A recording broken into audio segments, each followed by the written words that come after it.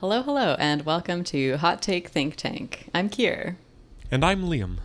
This week we're talking about social media no longer promoting traditional news, the ideas being peddled by influential right-wing intellectuals, and a Canadian bookstore chain selling sex toys and barbecues alongside books. But first we're going to dive into Kier's latest essay entitled Moralising Desire is a Mistake. Kier, do you want to introduce this piece? Yeah, sure. So back when I was very involved in the social justice subculture, I was very aware of this idea that desire is political, that it sort of reflects your values, that you can change your desire at will, and that not doing so makes you a bad person. So if you're not attracted to someone with a marginalized identity, that probably means you're a bigot. So I get into this in detail in the essay, that I do think it's reasonable for us to reflect on our desires and, make sure we're not passing people up for superficial reasons, that sort of thing. But I think social justice orthodoxy goes a step further, right, by really insisting that having preferences at all is problematic. And that's sort of like what I take issue with, right? The idea that if you don't find a member of X group attractive, you're harboring some type of contempt or even hatred for that group. So. Yeah, a very interesting essay. And I feel like I got to say right off the top that the whole idea of it is very strange to me because I travel in different social circles than you do and than you did at this time. But like the idea of discussing this sort of thing with like your social group seems very strange to me. Mm-hmm. Just like at face value, I've never like asked my friends like about their preferences in this regard. And I don't bring up my own. It strikes me as a private thing. So it's weird to think of a place where it's both public and like scrutinized. Yeah, no, absolutely. I mean, I think it is a personal thing. I think it is a private thing, right? And but you must not have at the time. Well, that's the or it thing didn't seem to be. Yeah, the idea that, the personal is political is like a huge rallying cry in second wave feminism. And it's never really gone away. And, I'm sure there were like lots of important arguments that were made on that basis, right? Like, I think talking about like the labor that mothers and women do in the home, for example. Right. Or even, I think, just like physical abuse situations. I think it used to be considered like, it happens, whatever happens in your own home is your own affairs. Exactly, yeah. And so that was a good thing to sort of turn the eye of the state upon. Yeah, but, absolutely. Yeah, maybe it can go too far. Yeah, it feels like, if it's gotten to the point where like, people are making their dating decisions based on being worried about appearing to be a bad person, like that's getting a little strange. And I definitely heard from a number of people who had stories with this experience. There was one person on Instagram, Steph Dogfoot, who said, "Thanks for saying this.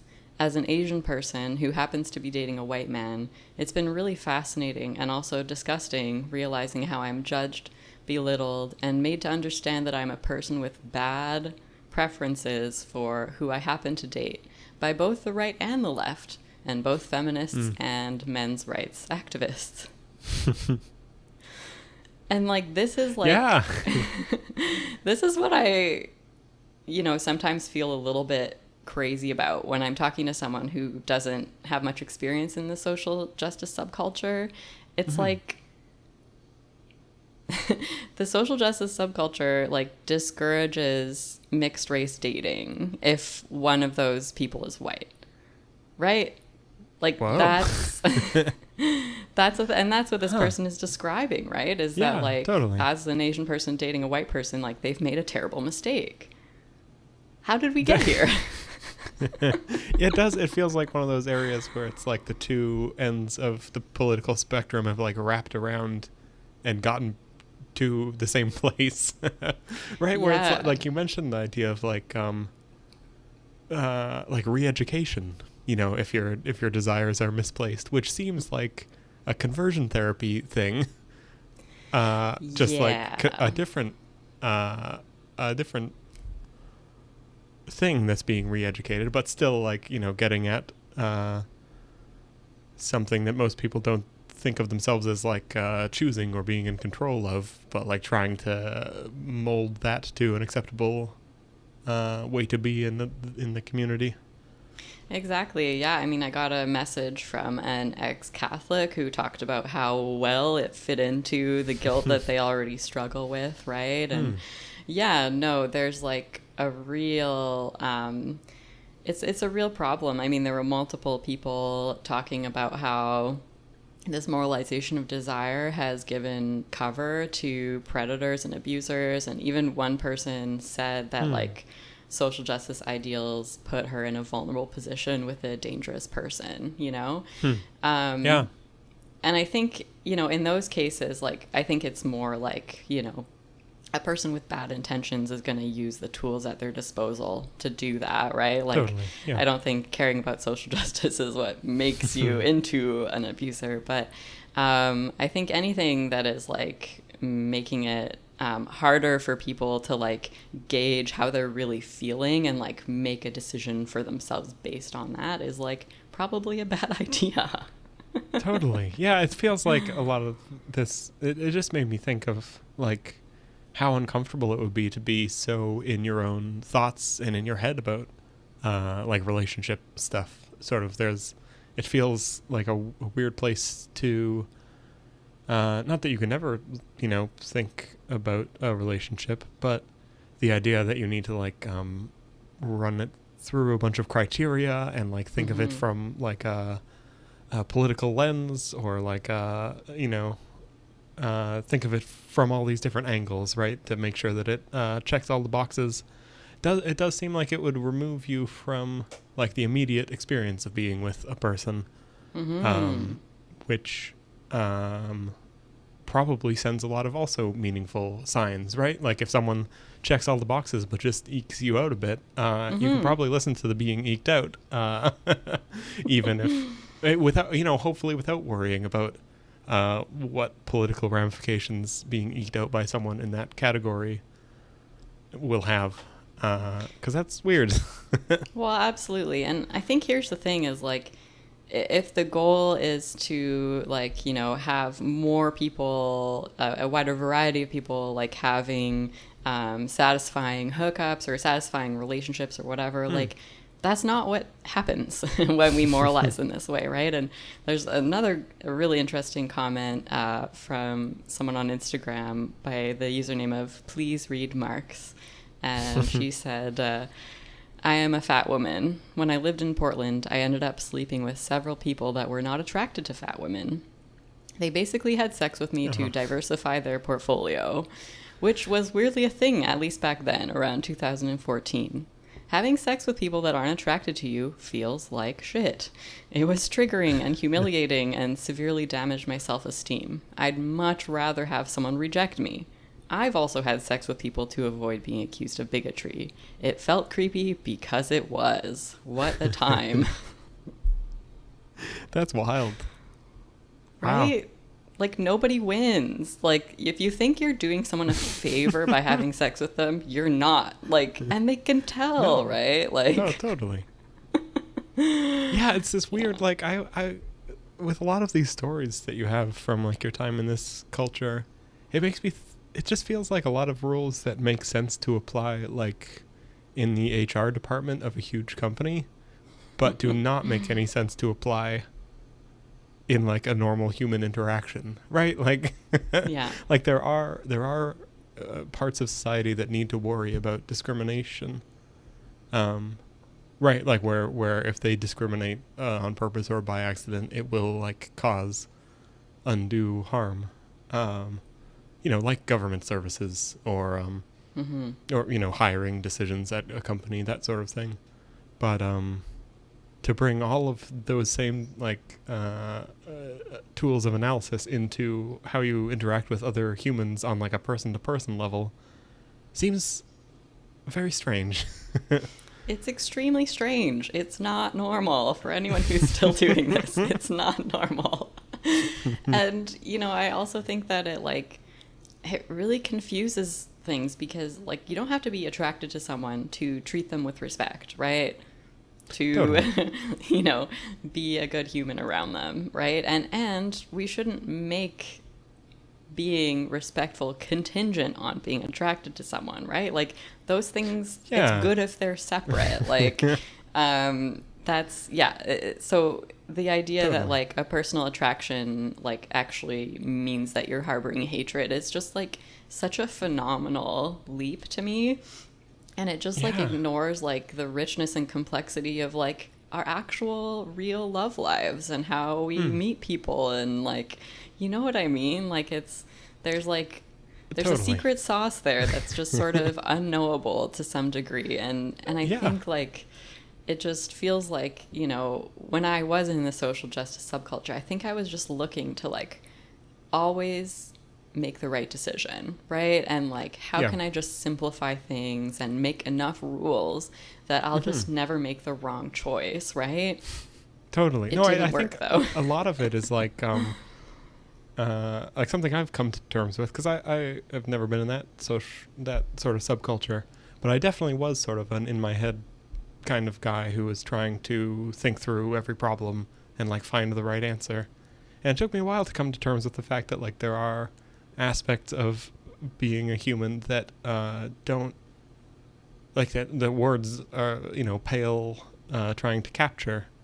And the things are just sometimes too complicated, and there's too much going on to be able to think through things logically. That you can't always make a pro and con list and figure out the answer to profound human questions, right? But I feel like a lot of social justice stuff is trying to take the very complicated and make it very simple. That's the appeal of it, maybe, is that you want to be a good person and it's complicated what that means, but here is a culture that will offer you very clear instructions. And they maybe don't work to actually be a good person, but feeling if I just follow this set of rules, everything will be good. I can see the attraction to that. Well, and this is how I can tell if someone else is good. Right? Do they use the same language that I use, right? It's, totally. I think it is, there's a grasping at community, a grasping at safety and a better world. But I just think that it's extremely misguided, and in general, I think moralizing desire does not have the desired consequences. And I don't think it does in this case either.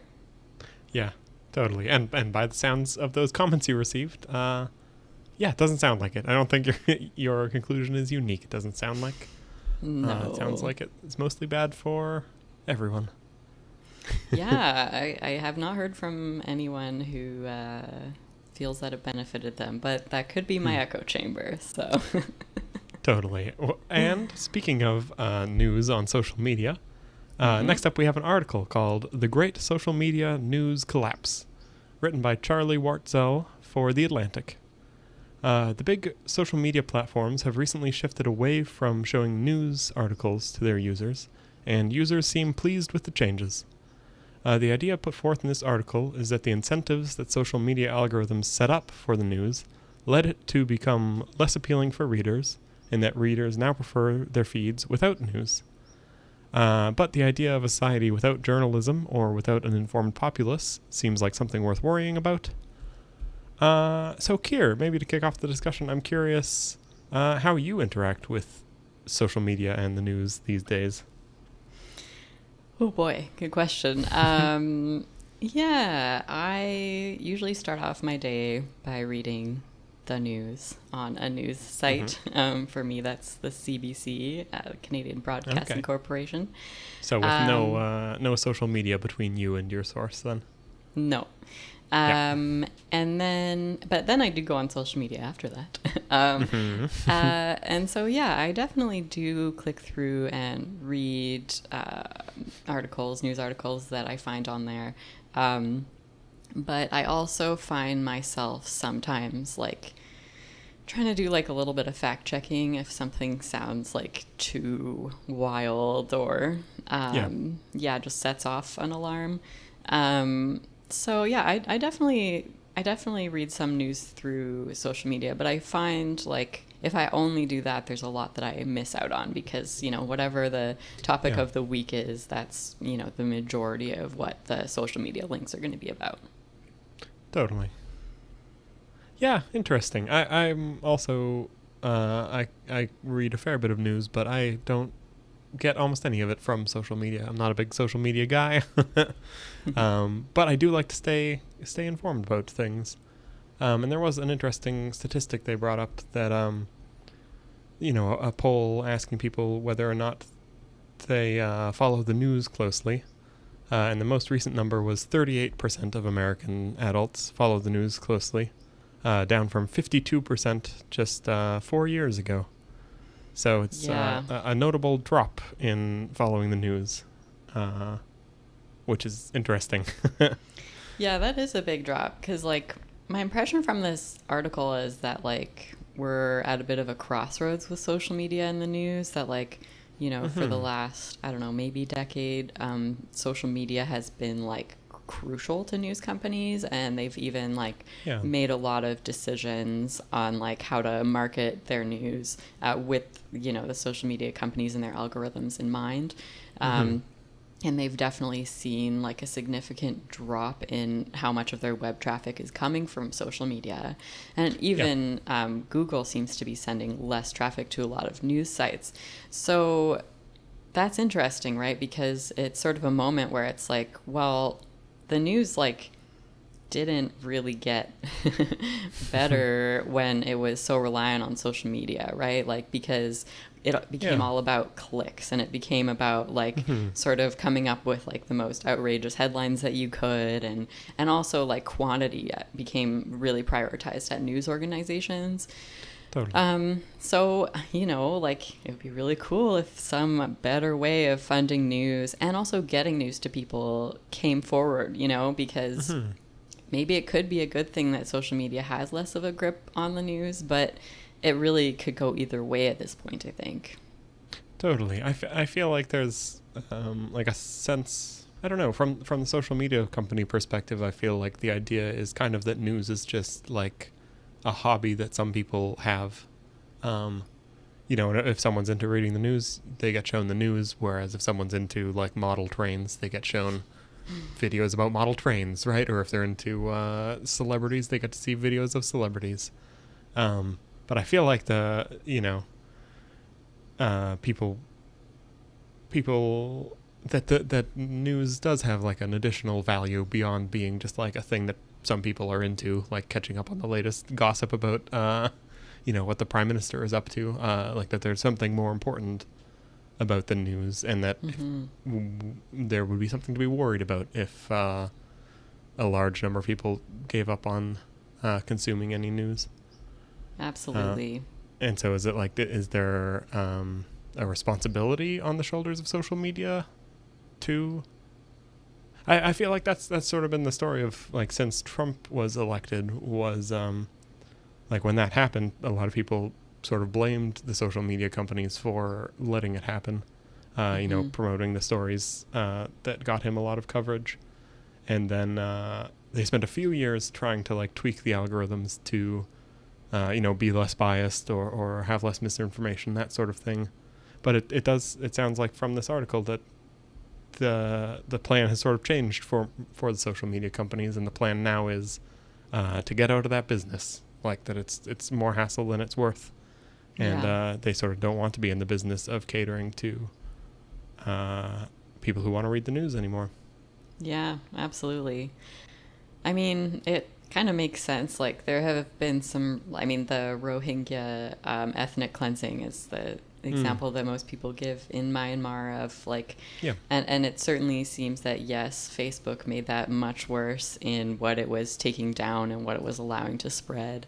And so, yeah, it feels like it's a real ethical conundrum with these platforms, right? Because most of them say, we're just a platform. The content that's on our platforms is not our responsibility, right? And I think there's been enough public pushback to that idea that, like, they're like, okay, well, maybe we have a role. But again, like, I feel like, you know, sort of the risk mitigation on their part is, like, going to be more important to them than, like, you know, helping the journalism serve its democratic function, for example. Like that's not a priority that any social media company has. Well, and it's such a hard, like, mushy idea too, because it's like I think Twitter now is getting in a bunch of trouble for the communication it had with, like, the Biden White House, where the White House was sort of sending messages, you know, being like, hey, this is misinformation, can you take down this article, that sort of thing. And you know, that it's like, is that what you hope for when you want, like, a more responsible social media company? Or is that, like, the government overstepping, right, trying to, you know, trample on people's free speech or whatever it is? It's doesn't, like, it's a lot of things that are very easy to say, right, that, like, social media should, you know, help have a flourishing democracy. But when it comes to, like, actually making and implementing policies for the social media companies, it's very hard to think of anything that would actually, like, make everyone happy with what they're doing. No, absolutely. And I read this really fascinating article that was on Persuasion, the Persuasion Substack. This was probably a couple of years ago now. But it really stuck with me because it was talking about, like, the dangers of being too aggressive in addressing misinformation. And one of the big problems is we don't know yet what is misinformation and what isn't. To a significant degree, right? Like, at our present moment, like, if we go back, right, in our past, like, there were moments where someone said, you know, I think the earth is round, and everyone else was like, that's misinformation, right? Totally. And so, like, if we become too overzealous in our censorship, we will inevitably, unintentionally, be censoring things that do develop to be true, right? And that we need to leave a lot of room for, like, discussion and debate. Yeah, I think some stuff happened with, like, around the COVID pandemic to do with that. I think, like, one finding that was, I don't think it was, like, fully blocked, but was sort of downplayed by the algorithms, had to do with, like, the efficacy of, like, school closures, elementary school closures, that sort of thing. Which people, you know, the companies were worried that, you know, any you don't want to be criticizing government policy to do with lockdowns, but I think that it turns out that that specific part of it wasn't very effective. Like, closing elementary schools didn't save very many lives and kind of messed up the education of a bunch of young kids. So yeah, so in retrospect, like, maybe it would have been better if that message had spread wider, to, you know, help galvanize people to change that policy while it was still happening. But it didn't play out that way, thanks to the social media networks trying to do the right thing, and exactly, you know, like, stick with the facts, right? What the majority of scientists were saying at the time. Yeah, totally. And, like, there'll always be conspiracy theorists that are trying to, like, push absolutely ridiculous things into the sphere of, like, legitimate discussion, you know? And so, like, that also needs to be noticed and addressed because, like, yeah, you don't have to, like, again, have someone arguing that the world is flat every time someone says the world is round for, like, neutrality or whatever, right? Like, there are things that are, like, established, you know, and that's sort of like a way that you actually can take a decently functioning democratic news ecosystem and start to like create a lot of doubt around it, right? Like if you have these conspiracy theories at its edges, and then you can say, why aren't you addressing such and such? You know, you must be hiding this story, you know, like that's that happened recently in Hungary with Viktor Orban and this like George Soros conspiracy theories that were going around. And they really tried to make the media look as if they were being dishonest and secretive and hiding things, you know, against the public interest by accusing them of not covering these ridiculous conspiracy theories that had no evidence, right? Totally. Yeah, so there's like strange things like that conspiracy theories can do, right? It's not really about getting everyone to believe them, but it is about like causing more and more distrust in like who you should be listening to. Yeah, totally. And I feel like there are some groups of people who also like just hear that the like the number of news consumers going down, that itself could be a win for some people. Right, like if you sort of don't want people, you know, if you don't think what is going on in the news is positive for you, just like making the news unappealing and making it not worth believing anyway, like beyond, you know, what news stories get shown, news stories not being shown sort of is also a political thing in its own right. Yeah, absolutely. One thing that I thought was interesting in this article, there was Ben Smith of Semaphore who was saying that people seem to want authoritative journalism from multiple sources in one place. And he mentioned Apple News, Flipboard, and Smart News as, I guess, apps that are pursuing that. Right. And that really got me thinking about, like platforms that really center news from multiple well-regarded sources. It sounds like really great to me. Like I would love that app. But I guess I was wondering, like, what sort of uptake would that have, right? Like, would it be able to attract these people that are getting their news from non-authoritative sources on TikTok and Instagram? Or is that just going to appeal to people who are already reading the news? Like, is there a way to actually improve news literacy and entertain people, or are those just like kind of at odds? Well, I feel like that's sort of what the whole article is about, is the idea that, like, you know, to try and make news appealing, like to make it compete on social networks with all the other kind of content, that the news had to get like really like aggressive and clickbaity and like anger inducing, and that sort of it couldn't compete on its merits of being like good journalism, at least not in like the algorithmic world where a lot of people choose to spend their time. But yeah, I feel like there's something to, it's like if people do value high quality news sources, then there must be some way to like extract that value and sell them the news. You'd think, at least. But it's sort of like how big is that market? And is it big enough to fund all the journalism that you hope will happen? Yeah, absolutely. You know, something like Substack has been great in a lot of ways, but the nature of it prioritizes quantity over quality, right? Like the newsletters that tend to do well are putting out really consistent content. Yeah. Totally. And, you know, quality investigative journalism is really slow and it's really expensive, right? So, totally. Well, and it might be like a story is broken after 3 years of investigating, right? Like that's sort of a something that I don't see being supported by like any internet-based publication, right? Like the idea of, you know, you're going to be on this beat and you're going to look into this for a very long time and get back to us when the story is ready.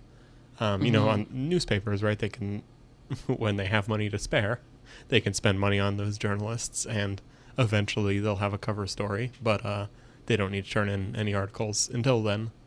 But yeah, it's true that I don't see sort of how that could fit into like the internet news cycle. Yeah.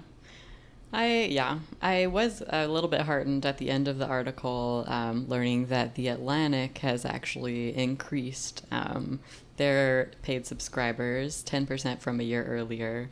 So that's cool. Like, I don't think, it's all doom and gloom. And I just hope that we'll continue to see innovation, right? And that Totally. something has to emerge, because I do believe, like, journalism is crucial. It's crucial to democracy, and, there's got to be a way of keeping it going. And I think there are enough people that are passionate enough about that will figure it out one way or another. Totally. Yeah. No, I feel like in the like the broad, the very broad context of like the whole news industry is, I feel like it, like how things were came from a time of like printing presses, like literally, like you had to pay a lot of money to get thousands of copies of your newspaper printed and then put them in newsstands or deliver them to people. And so they had to sort of have this very broad base appeal, and they were also like a geographic play, right? Like each town would have its own newspaper. And then with the internet, every newspaper had to compete with every other newspaper, which destroyed a lot of business models, right? Because all of a sudden you're competing, like the New York Times is competing against the Vancouver Sun and every other newspaper, right? So any sort of like repeating of stories, you're probably going to like the most authoritative one instead of like the local rewrite of it, which was... it decimated a lot of businesses, right? A lot of journalists lost their jobs because of that. But there is still the demand for it, and it's sort of like a big market consolidation, I guess you could hope, is what has happened, right? And the big papers like The Atlantic and the New York Times, I think, do have healthy subscription businesses and do still have investigative journalists actually breaking stories, right?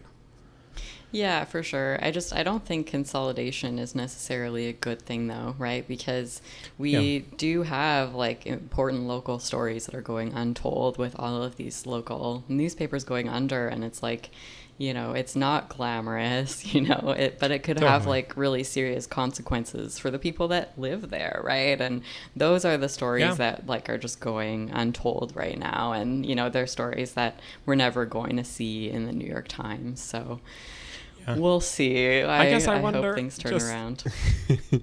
With the way I understand your brain working, I'm curious sort of like if it's this thing that provides the societal good, do you see like a role for the state in news media? Like, should that be how it works?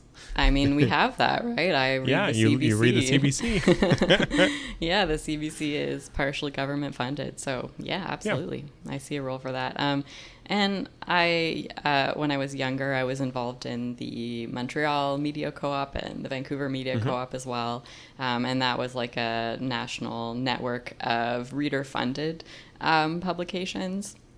Mainly online, but there was also a magazine called The Dominion. And so, that went on for quite a while. I'm not entirely clear as to why it ended, but a lot of the people involved in that are now involved in the Breach Media Project, which is also reader-funded. So I think that, that is going to be part of the solution, is that, like, if we value quality journalism as much as we say we do, are we willing to pay for it? And, that's the type of thing that, can lead to better independent journalism when, if we can like unshackle newsrooms from corporate advertising and also from like the needs of these social media algorithms, I think that we could get some really valuable things out of it. But I think, one of the big obstacles is just that we've come to expect things for free on the internet, right? Like, it's a problem in the music industry, it's a problem in film, like it's a problem across the board. So, it's a tricky one. Yeah, totally. Yeah. Well, I hope they figure it all out. I hope they solve that soon. That'd be nice. Thanks, guys. Liam, I wanted to ask you, do you remember when we were witnessing January 6th take place in real time? Yes, I do. I remember listening like very expectantly to the Daily from the New York Times for like the next week because I wanted every detail I could get about it. I also remember it happened the day before my birthday, so that was my one distraction, was that it was my birthday. Oh yeah, that would Yeah. sway the tides a bit. Yeah, I remember like when like right after the breach happened, like I think we were both on Discord like typing back and forth about it. And I remember there was this moment where it felt like it could go any way, you know? And I remember Yeah. you seemed like more confident than I was that like, you know, these safeguards would come into play and that, you know, this would be an unsuccessful thing. And I felt a bit less confident on that because I still think I still thought it was likely that it wouldn't work. But I thought like, well, people think that before coups happen sometimes, right? Like, Yeah, and sure. and that it really can be that, you know, if that coup leader like has the right people Yeah. supporting them, right? Like the head of the Capitol Police, plus, you know, the head of the DC military, plus, you know, this guy and this guy, like things can go a really unexpected way. And I think, you know, obviously January 6th did not get close to a successful coup. And I've even seen some reasonable mockery, you know, like the Democrats want to have like a yearly remembrance of it and so on, you know, and on the one hand, that feels like very silly because, you know, it all worked out in the end. But on the other hand, it's like, I think it really did illuminate that like there are significant like anti-democratic forces on the right in the United States and that needs to be taken seriously. Yeah, and to be honest, I do remember being like pretty, like, you know, worried on the day, but not that worried that like the wrong president would end up being the president. But I feel like with what I've learned since then, I am now more worried about what happened because I don't know. I feel like on the day I sort of thought it was just like a riot, but it turns out there was like way more intentional planning that went into it than I think we knew about at the time. Like it wasn't just like a chaotic mess. Like there was an actual plan that people were putting into motion. Less so, I guess, with the riot than with the you know, trying to reject the electoral college votes or whatever it was. But yeah, no, there was an actual coup attempt, I think. Yeah, and this next article that's by Damon Linker for the New York Times really speaks to this stuff. It's called Get to Know the Influential Conservative Intellectuals Who Help Explain GOP Extremism. And I realized like pretty recently that I didn't really have a good grasp on like what fascism is. And that like I was hearing it thrown around so much, right? Like I was hearing one leftist call another leftist a fascist because they disagreed about something, you know? And so I felt like I was seeing a lot of cry wolf, but I was also thinking like, I don't know if I'd recognize it if I saw the real thing. I'm not sure what like the real thing looks like, right? So like, are people being catastrophic? Are people being like rightfully concerned, you know? And so I actually read this book, How Fascism Works, The Politics of Us and Them by Jason Stanley, who's a philosophy professor at Yale. And so that book was just like really kind of on my mind as I read this article. So yeah, the article kind of begins by talking about how like we really shouldn't be complacent about the shift in the GOP towards like kind of like authoritarian strongman type politics. And I thought Linker said something interesting here. He said, the efforts to overturn the 2020 election failed. We're told that's because the institutions held. But it's more accurate to say that most of the individuals holding powerful positions within those institutions, the White House, the Pentagon, the courts, election officials in Georgia and other states, sided with the Constitution over Mr. Trump's desire to remain in power. But what if key individuals decided differently the next time they are faced with this kind of choice? What if they have come to believe that the country is in such dire straits, has reached a state of apocalyptic decadence, that democracy is a luxury we can no longer afford? So this article basically then kind of introduces the cast of people, many of whom are like very, very well regarded professors. They're at prestigious universities. They're at think tanks. They're also like very widely read by Republican politicians and Republican voters, and, you know, even invited onto interview podcasts and this sort of thing. This cast of characters that is really seeking to convince people that the U.S. is, you know, at the verge of collapse, right? That there's just this rot that's like taken out the whole thing, you know, and democracy has failed us miserably. And the only thing left to do is to install a powerful leader who will do absolutely whatever it takes to kind of bring the nation back to glory, which, according to the book I just read on fascism, is playbook rhetoric for a fascist state. Yeah, right. Straight up. Shall I go on, or do you have any comments so far, Liam? Yeah, I mean, I don't know. I haven't read a book specifically about fascism, but I'm a big fan of democracy. and one of the things I can't remember where I came across the idea, but an idea that I really like is that part of why democracy is such a good system is that it gives like a non-violent way to overthrow the state. Yes. So like if you have ideas that are like strongly contrary to the current government, if you can convince people around you that you are right and the government is wrong, you can like organize, and without any bloodshed, you can win the election and change the laws and change the system, right?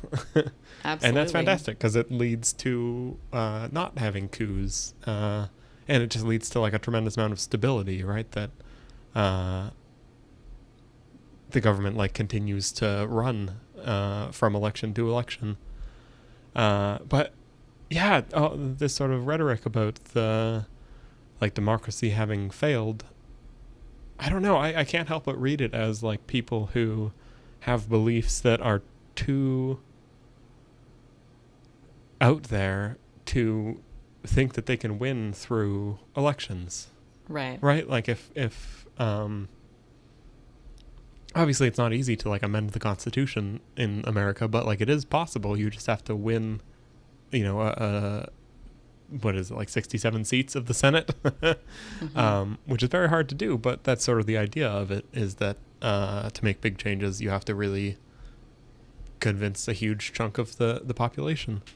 So it's just this weird, like, it's this weird posturing of strength, like that we're going to overthrow things. But I feel like it reads so weak that they don't think they can like just win the election and do it that way. Right? Yeah. That like the only way to get these ideas into government,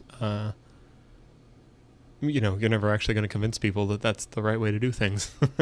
Yeah, no, that's a really good point, right? Is like, yeah, like, because there's no evidence that the USA is on the verge of collapse, right? Like that's not true by basically any measure that you can think of. You asked if I could do like a little research into whether or not America is a failed or failing state. And it's sort of a comical question by any like measurable I'd say other than January 6th, that was like the closest thing to a failing state, although the fact that it didn't succeed makes it seem more like a successful state. But it's like it's the biggest economy in the world, and it's growing quickly, or growing at a reasonable rate, and has a very dynamic labor market. Like when people lose jobs, they can often find new jobs. It has lots of foreign investment, has really low illiteracy rates. It has good disaster response, access to clean water, electricity, and roads. It's like, I don't know. It felt like when you compare this United States to other like highly developed nations, you can be left wanting for a lot of things like better access to healthcare. But when you compare the United States to a failed state, it's night and day. They just don't like, compare. Absolutely. Yeah, it's like that there are courts and law and an economy and like elections that happen regularly, and the government changes based on who wins them. Like it's absolutely.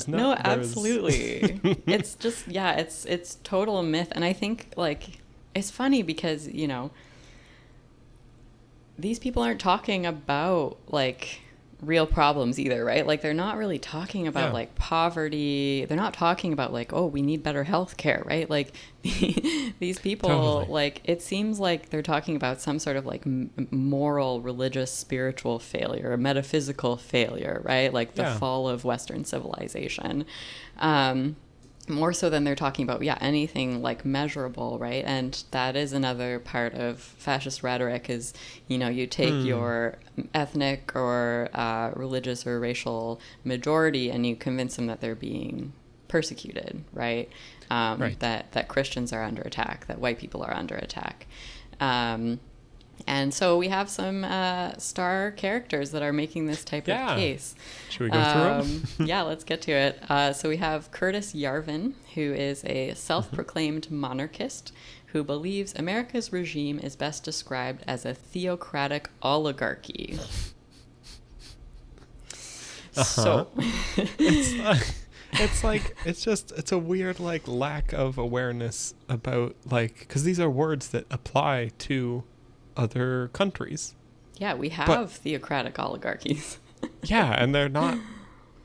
They like you wouldn't want to live there, probably. There isn't like freedom of religion in them. It's like this weird, like exactly. It's trying to compare like, being murdered for believing in the wrong god to like not having Christmas on your Starbucks cup or whatever it is, right? It's like this absurd like an analogy kind of, but to the point where you've lost touch with what that actually means.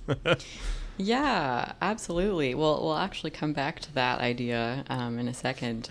Curtis Yarvin thinks that, this is a quote from the article, an elite class of progressive, quote, priests ensconced in executive branch agencies, the universities, elite media, and other leading institutions of civil society promulgate and enforce a distorted and self-serving version of reality that illegitimately justifies their rule.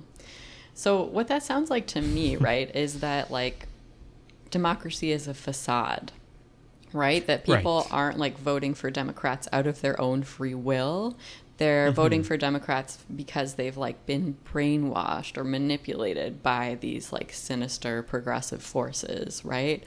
That like just the idea that like it is a false democracy. So really, what is there even to save at that point? Like, what are you defending? Like clearly someone needs to come in and clear this up. Totally, it's this weird vision of like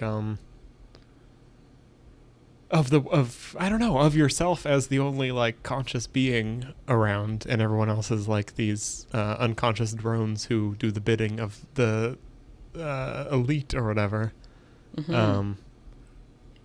Which just, I don't know, it just doesn't track for me because I've never met one of these mindless drones who just does the bidding of the elite.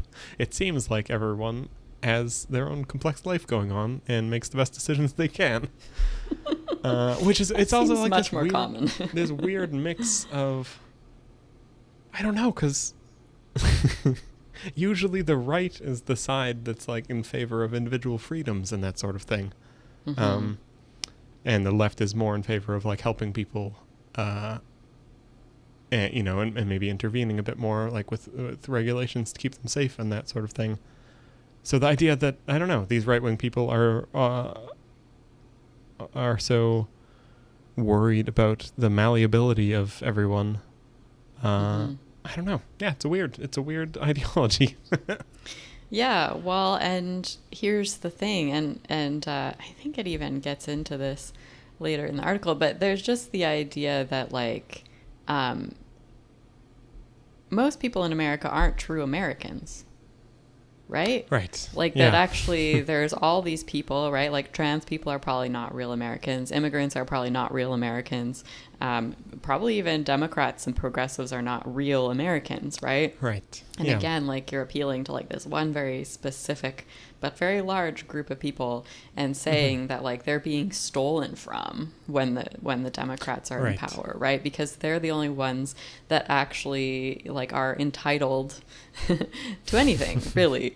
So that's like that's sort of like what the mind trick is that like, yeah, you want people to have freedom. You want people like you to have freedom, right? And like your freedom can be infringed upon by someone else gaining rights, which sounds like so strange, right? But again, like you brought up like this idea of like Christian persecution being like this massive thing that's happening in the United States, even though like you can't point to like any labor camps, you can't point to like any, you know, like pogroms or like it's just, it's not, there's no torture of Christians that I'm aware of. Like, and the reason I'm mentioning these things is because Stephen Wolfe, who wrote The Case for Christian Nationalism, is mentioned in the article, and he actually, I'm not sure if it was him, but someone was talking about in the article about comparing like contemporary Christians in the United States to Eastern European Christians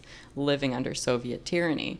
So I looked into that, right? And it's like, yeah, there's evidence of Orthodox priests and believers being tortured, being executed, sent to labor camps, being institutionalized in mental institutions, right? Right. It was actually made illegal, I believe, in Soviet Russia to have a religion.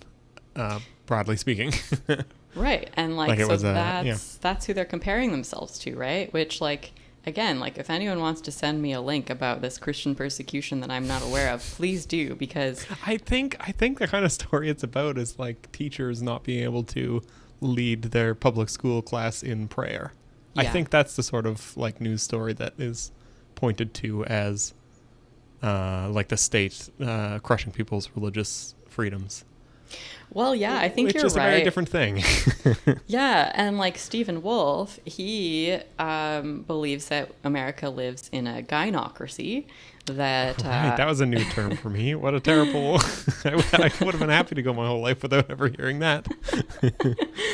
Well, and this kind of gets to what his mindset is, right? Because he thinks that like men are emasculated by... believing in feminine virtues such as empathy, fairness, and equality. Like that, those qualities in a man are inherently suspect, right? Yeah. And like the long list of female presidents obviously points to this problem. Exactly. We just can't get a man elected no matter what we do. What a wild... It's so amazing, but it feels like, you know, there really is this whole network of thinkers that are really sort of reinforcing each other and platforming each other and even like one-upping each other, right? Like seeing just how wild they can get. Totally. And I feel there's that other issue that always comes up, the like the falling birth rate is such a weird issue to see people's takes on. Because it's like it's this pretty standard thing that happens in every, like as economies develop, the birth rate tends to go down, like pretty consistently, and it's happening in the United States as well. And but some people are just so convinced that it's like it's a gynocracy problem. Right. Like that, like men used to understand that they needed to have a bunch of children, but now they don't, and they're all weak and they can't make babies anymore. And it's just this weird, like, it's just very weird. I really don't. it's just completely absent any type of like actual material or economic understanding at all too, right? Because it's like, Totally. if you go out on the street and ask young people why they're not having kids, they'll give you reasons, right? Like their income is too low, you know, they are worried about affording house. Like there's like very specific reasons. And like the reason that people have more children in impoverished countries is that like there's like you need a child to be of working age when you get old so that you are taken care of, that sort of thing, right? And places with higher infant mortality, you need to have more children because you know, might lose some of them. So it's not that mysterious, and it doesn't seem to like correlate with like you know, how feminine people are. It's just this weird, like, pretty universal trend that is like really politicized by some people. I guess people who, you know, it fits their narrative somehow. Yeah. Well, and, you know, sperm counts have been going down, and that is like a concerning and strange thing, right? But like putting all of this meaning into it when you have no evidence for it is pretty wild. Yeah. I was wondering, Liam, have you heard of the Bronze Age pervert? No, this guy was new to me. Okay. What about? Had you heard about him before? I have definitely heard about him. Yeah, his book like sold a ridiculous amount. His book Bronze Age Mindset, which was sold in 2018, but was published in 2018. It was huge. Yeah, among like alt-right, hard-right, you know, young people, young men specifically. Bronze Age pervert is the pseudonym for a person who is probably Costin Ala Mariu, who is a Romanian-American writer and philosopher for the far right. And he just is straight up believes that democracy is to blame for society's ills, along with women. Yes. He said, I believe in fascism or something worse. I believe in rule by a military caste of men who would be able to guide society toward a morality of eugenics. So this part was really wild. Like it got like the first few were also presenting ideas that seemed off base to me, shall we say? But this guy really seems to have gone off the deep end. I don't know. Like, truly nonsense. Well, and it's funny too, because he does write in this really trollish fashion where you're like, you could almost be read as satire, but the problem is that people take him at his word, right? Like the amount of influence he has. The people reading Bronze Age Mindset like are not like looking for like the layers of social commentary in it. They're using it like as a guidebook for shaping their, you know, ideas of how to run a place. Like it was, the influence of that book cannot be overstated, I don't think. And then he recently self-published his doctoral dissertation, which was entitled Selective Breeding and the Birth of Philosophy. And that reached number 23 on Amazon in mid-September. So congratulations. Good for you. I think like, you know, so to kind of get to the end of the article, Linker is saying, you know, like how alarmed should we be? You know, how influential are these people, you know, because it is a small number and they are like way out there. But I liked what Linker had to say about that, which is that much like the idea behind conspiracy theories is not necessarily getting everyone to believe them, but to foment a general mistrust. I think Linker's arguing that, you know, these intellectual provocateurs, what they're trying to do is widen the window of what's acceptable to talk about and advocate for, right? And that's something that Trump is really known for as well. Right? Like once we start having like eugenics back in the conversation and the idea of like who deserves things and who doesn't, and like that is what likely is the goal of these people, is to just, you know, stretch things and push things, you know, as much as possible. And I think that is what we're seeing in the modern day GOP.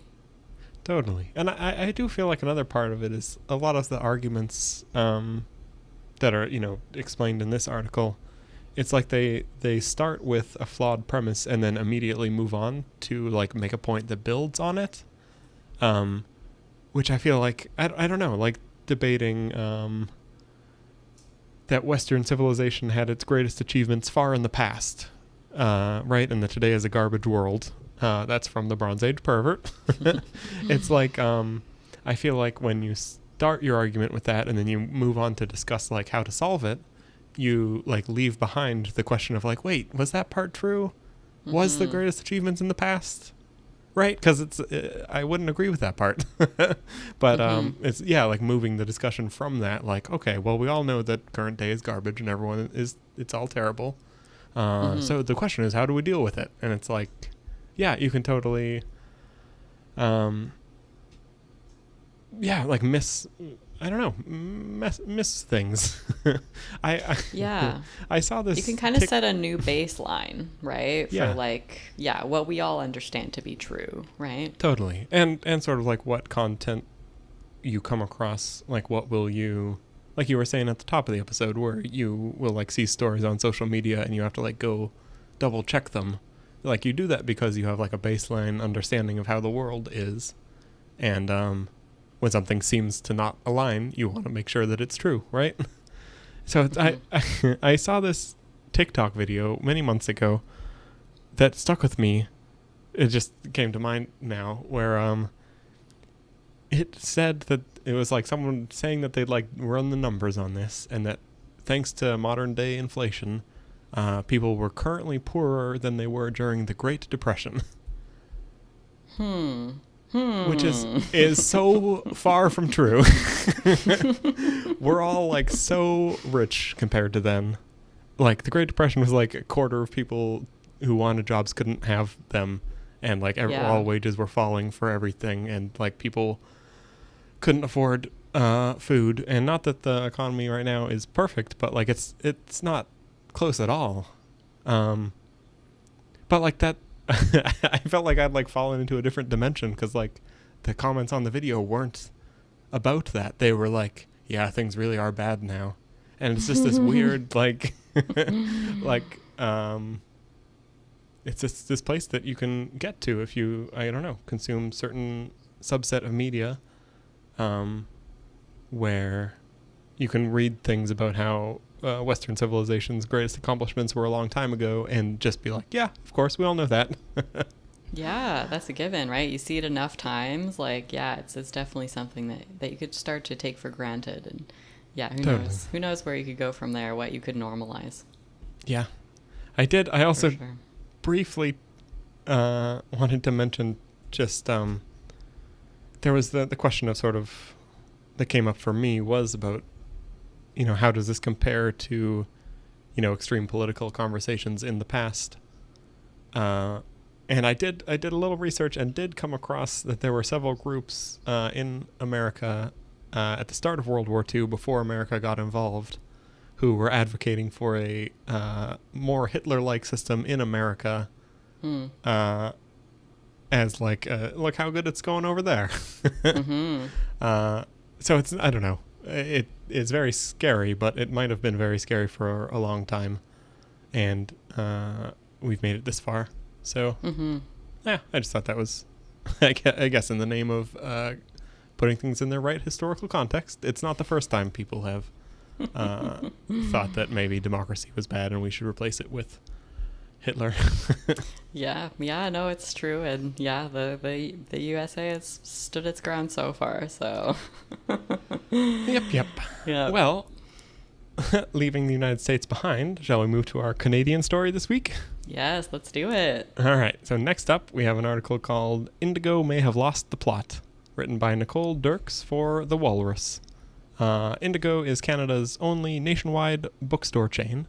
And this article is about their decision to expand beyond books and sell all sorts of other things, like blankets, umbrellas, sex toys, pinball machines, barbecues, and rowing machines. This plan has not worked. The company's profitability has been going down, and some people are worried about the business collapsing entirely. But unlike the American chain Barnes & Noble, which has refocused on bookselling, Indigo sounds like it will be doubling down on its lifestyle goods approach. Mm-hmm. So, Kier, have you been to Indigo lately? I have actually. Yeah, I was there For the a other barbecue or pinball machine? What were you getting? I actually went there for a book, and I had this funny experience where I went on, the computers they have in the store to try and find my book, and the computer said it wasn't there.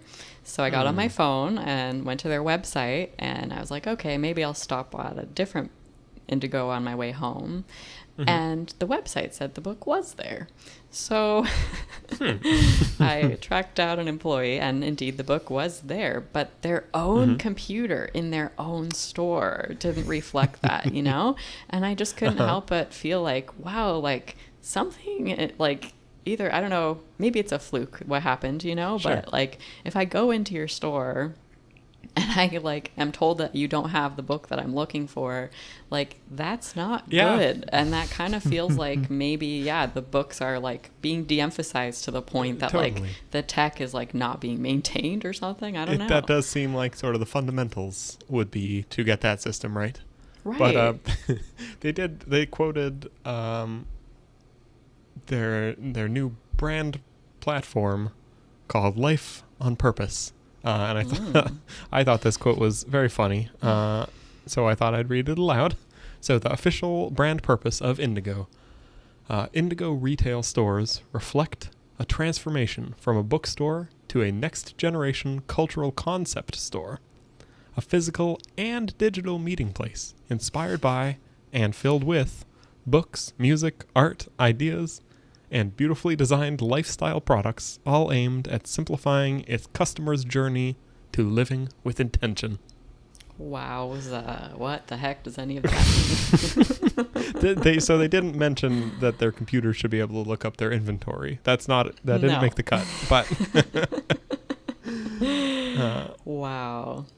Yeah. Yeah, I think like the article was really interesting in like the super divergent paths of Barnes and Noble versus Indigo, right? Because it was like Totally talking about how Barnes and Noble was like, okay, we got to get all this other crud out of here. Like no one is like, I need a battery, I'm going to the bookstore, right? So they really like cleared house.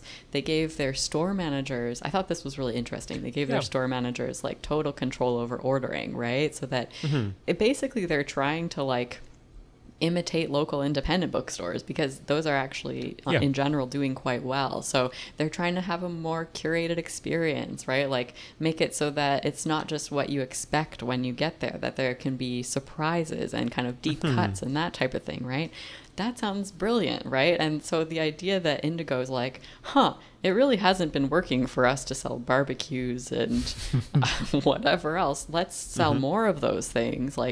The article said like Ottawa's store is going to be selling beds and Toronto is going to be selling beer and vinyl. Like it's one thing to sell, journals, pens, maybe mugs and blankets, right? Like kind of reading related things. But like, again, who is thinking to themselves like, I need a barbecue, I'm going to go to Chapters. Right. Nobody. Totally. Right? No. So they're relying on like impulse purchases, it seems like, right? Yeah, or trying to at least. It feels like sort of Barnes & Noble, their thought was like, we got to like double down on the book people. Let's make it like a really good store for book people. And Indigo sort of thought, there aren't enough book people. Let's make this a great store for everyone. Even if you don't like books, there's something for you at Indigo, which I have to think turns off the book people.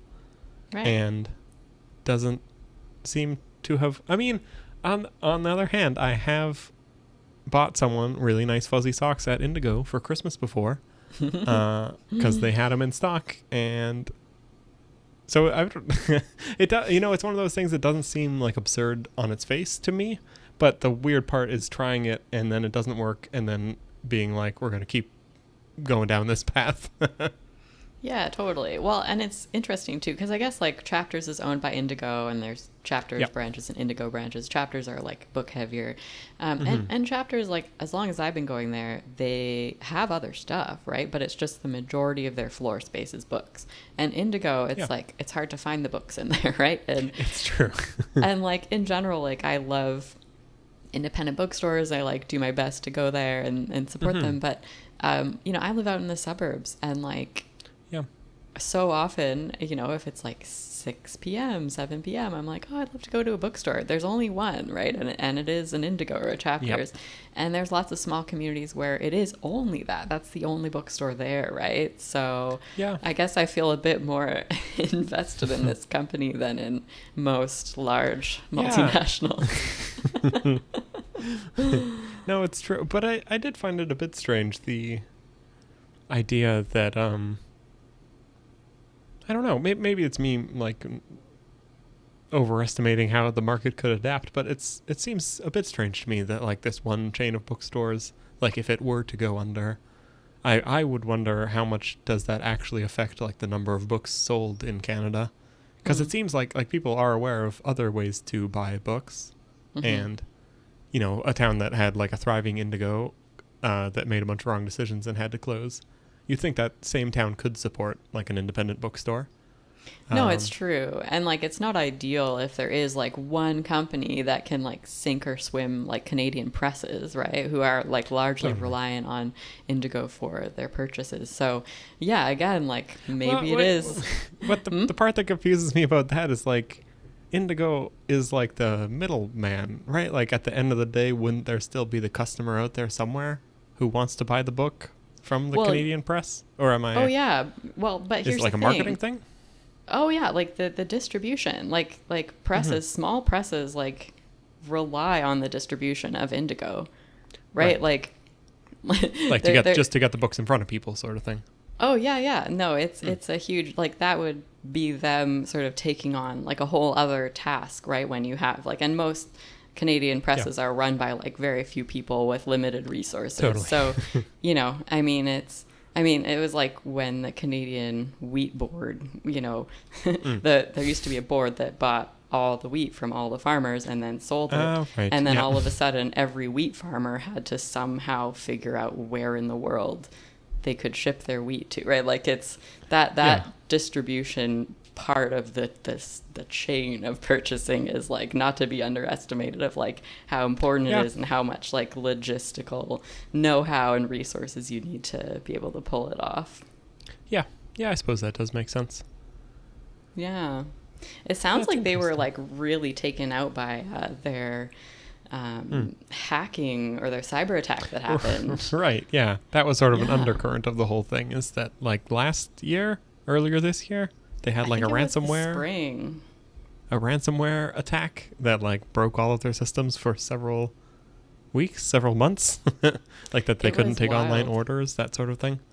Yeah, the website was offline. Even the stores struggled to process debit and credit transactions. Right. Employee information was compromised, all of it, their banking info, social insurance numbers, yeah, it was a huge mess. And I guess the company's been a little quiet about just how much it cost them, but it sounds like it was definitely in the millions and possibly in the tens of millions. Yeah, which is bad. But it again sort of seems like the sort of thing that might happen to, I mean, I guess it could happen to a lot of companies, but like if you were focused on your fundamentals, you'd think maybe like IT security, being able to search the inventory in the stores. I don't know. Yeah, it seems like the sort of thing that might happen to a pretty distracted company that is trying to like transform the way we buy books. Yeah, and not sort of just like a plain old business that has stores and sells books. Yeah, the day-to-day functions that you rely on. Yeah. Yeah, for sure. Yeah, it'll be interesting to see what happens over the coming years. Yeah, it does sort of remind me of the story we talked about earlier, to do with like, you know, will news be able to find like a business model to be able to continue funding important journalism? It's sort of like let's hope also bookstores, they have their struggles and also like contribute to society. So hopefully they keep going too, which makes me think, what do you think? Should the state run bookstores? Liam. I mean, I don't see a need for that. I think if, you know, the circumstances were such that was like the only option, or that was like much superior than maybe, but it's hard for me to imagine that because independent bookstores seem to be doing a great job. Yeah. All right, cool. Well, should we move on to the quiz for today? Let's do it. Okay, so today's quiz has to do with how things change over time and how businesses adapt to changing markets, that sort of thing. Because it came up with the story about news sources and the story about Indigo. So my quiz today is about the 10 most valuable businesses in the world, based on how much it would cost to buy all of their shares. But the question specifically is about turnover. I've got two lists in front of me. One is the 10 most valuable companies in 2003, and the other is the 10 most valuable companies in 2023. Oh, wow. And the question is, how many companies are on both lists? Oh my gosh, I love that question. So it's like, despite all the changes, all the competition, everything that has happened over the last 20 years, how many companies managed to stay in the top 10? Okay, I'm gonna say 5. The answer is 1. Really? Yeah. What Microsoft is the only company that was number 1 in 2003, and now it's number 2. Wow. But the other 9 completely turned over in 20 years. Wow. Are there any like themes you notice? Like, are there a lot more technological companies on Tech the new list? is the big thing that mixed it all up. The top 5 are all tech now. Apple, Microsoft, Alphabet, which is Google, Amazon, and Nvidia, who make chips. But so that kind of company now is more valuable. In the past, let's see, we had a bank, we had a couple oil and gas firms, we had a couple pharmaceutical firms, but those have all been unseated in terms of who's going to make the most profit.